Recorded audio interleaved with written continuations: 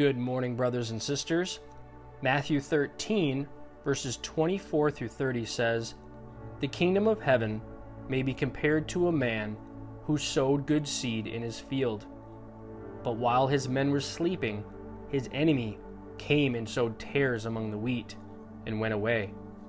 But when the wheat sprouted and bore grain, then the tares became evident also. The slaves of the landowner came and said to him, 'Sir, did you not sow good seed in your field? How then does it have tares?' And he said to them, 'An enemy has done this.' The slaves said to him, 'Do you want us then to go and gather them up?' But he said, 'No, for while you are gathering up the tares, you may uproot the wheat with them. Allow both to grow together until the harvest. And in the time of the harvest I will say to the reapers, First, gather up the tares and bind them in bundles to burn them up, but gather the wheat into my barn.'"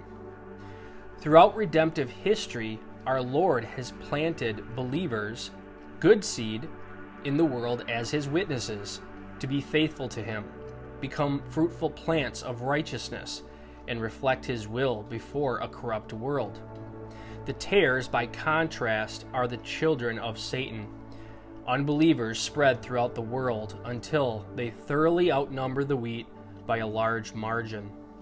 The harvest represents the Father's judgment at the end of the age, when his angels will execute sentence on the many unbelievers, just as the human reapers separated the tares from the wheat and burned them. The apostles likely were ready and eager to separate out the tares immediately, as seen by James and John's attitudes toward the unbelieving Samaritans in Luke 9, verse 54. But that was and is not God's plan, lest some of the good plants, the believers, get uprooted with the tares. During his incarnation, Jesus did nothing to destroy his enemies. He even appealed to Judas right to the end that he believe, John 13, verse 26. On the cross, he asked forgiveness for those who orchestrated his execution. Therefore, we also should be instruments of truth and grace toward unbelievers.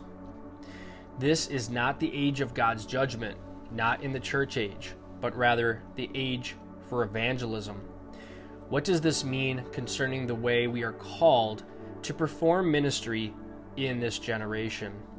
Maranatha.